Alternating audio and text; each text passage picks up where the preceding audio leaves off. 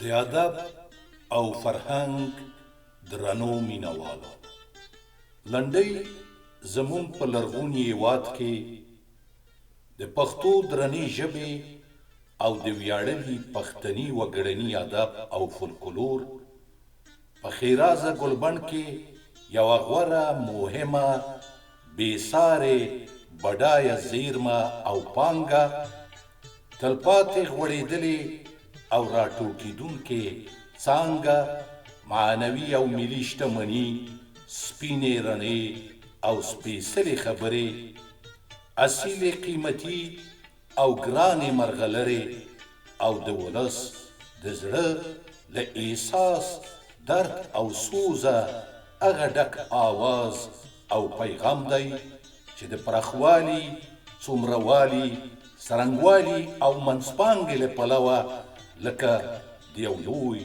پراخ، ژور او څپان سمندر په شان د پښتنو د عیني، حقیقي، رښتیني او ټولنیز ژوند او چاپېریال ټول او بېلابېل اړخونه په خپله لمن کې رانغاړي. لنډۍ په پښتو شاعرۍ کې هغه پخوانی، ټول منلی او ځواکمن شعري فورم دی چې ځانګړی جوړښت لري او د شکل له مخې هره لنډۍ له دوو برخو څخه جوړه ده. لومړۍ مصره یې 9 څپیزه او دویمه یې 14 څپیزه لري. لنډۍ که څه هم کوم ځانګړی او معلوم ویناوال شاعر نه لري او په عادي بڼه په پښتني ولس کې د وخت د غوښتنو سره سمې منځ ته راغلي او خوله په خوله او سینه په سینه له یو نسل څخه بل نسل ته د قیمتي غمیو او ارزښتناک امانت په څیر رالیږدول شوي دي، خو بیا هم نږدې ټولې لنډۍ د جوړښت له مخې سره یو شان او سېلابونه یې سره برابر دي. د ادب او فرهنګ ګرانو مینوالو، شاعر وایي ستا د ښایست ګلونه ډیر دي، ستا د ښایست ګلونه ډیر دي، لمن مې تنګه زه به کوم ټولوم. د پورتنیو خبرو پر لاسوند ما یو شمېر رنګارنګ لنډۍ انتخاب کړي دي، ستاسو د ادب درنو مینوالو ته یې ډالۍ کوم. هیله یم چې په لوستلو، لیدلو او اورېدلو یې ستاسو ادبي او هنري تنده پرې خړوبه شي.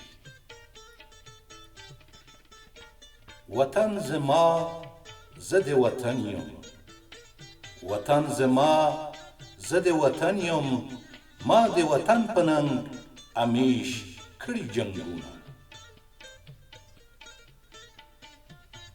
ځوانانو پاڅئ توره واخلئ، ځوانانو پاڅئ توره واخلئ، په وطن جنګ دی غلیمان راغلي دي. تورې به نه کړو نو به څه کړو، تورې به نه کړو نو به څه کړو، چې مو شیدې د پښتنې رودلې دینه. چې د پښتون د تورې شرنګ شي، چې د پښتون د تورې شرنګ شي، د جنګ میدان کې غلیم لاره ورکوینه.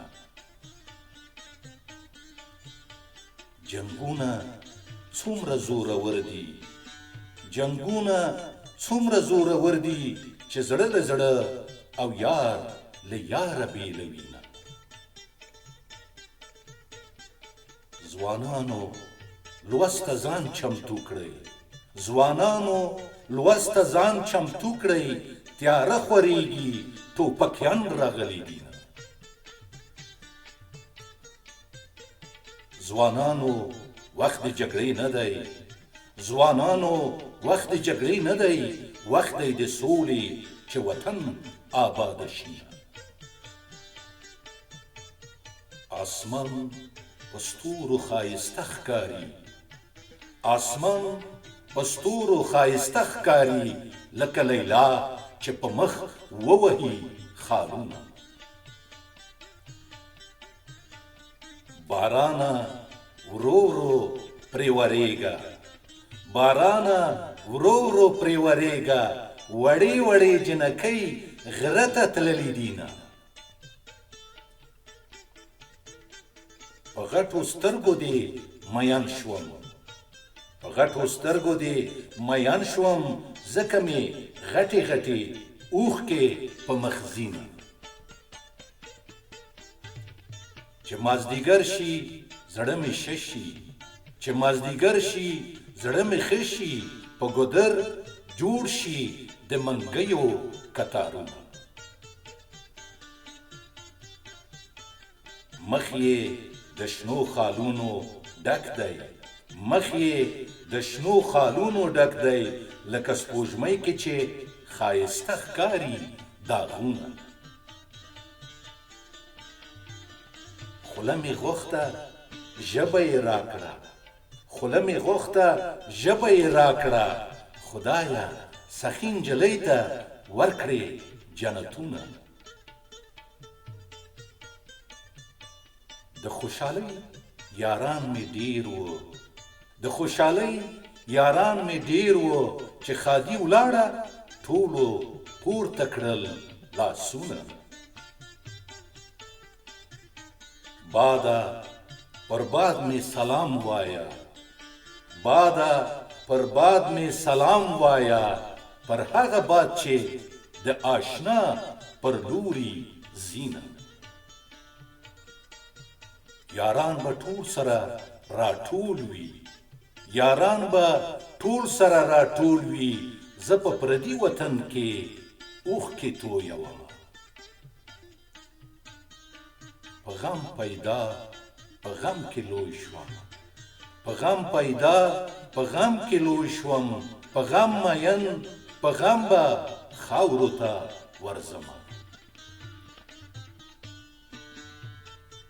په اصل څوک نه سړی کېږي، په اصل څوک نه سړی کېږي، سړی هغه دی چې خوی د سړي وینه.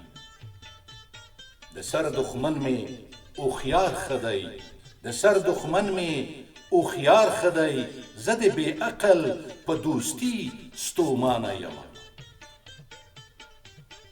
بیلتون یوازې په ما نه دی، بیلتون یوازې په ما نه دی، بیلتون شمال دی اره پاڼه رپوینه. تن مې د شنو نکریزو پاڼه، تن مې د شنو نکریزو پاڼه، په ظاهر شنه دننه رنګ په وینو یم. جانانه فکر پکې وکړه، جانانه فکر پکې وکړه، مینه سور اور دی وارخطا نشي مینه. اصیل گلاب راسخورک دی، اصیل گلاب راسخورک دی، که مثل گل که بویوم ډک دی باغونه. گلابا دا قدر دی بس دی، گلابا دا قدر دی بس دی، چې جینکۍ دی په اوربل کې ګرځوینه. مخ دی ګلاب سترګې دی شمع، مخ دی ګلاب سترګې دی شمع، زه نه پوهېږم چې پتنګ که بوغا شمع. جنکیو نوی دود جاری کړ، جنکیو نوی دود جاری کړ، د کشمالو باغچې په بام کې جوړوینه. یاد لاله په ګل شبنم دی، یاد لاله په ګل شبنم دی، یاد د مخ په ستارو خولې راځینه. صورت یې سپین کمیس یې شین دی، صورت یې سپین کمیس یې شین دی، لکه نرګس چې شین یې نار سپین یې ګلونه.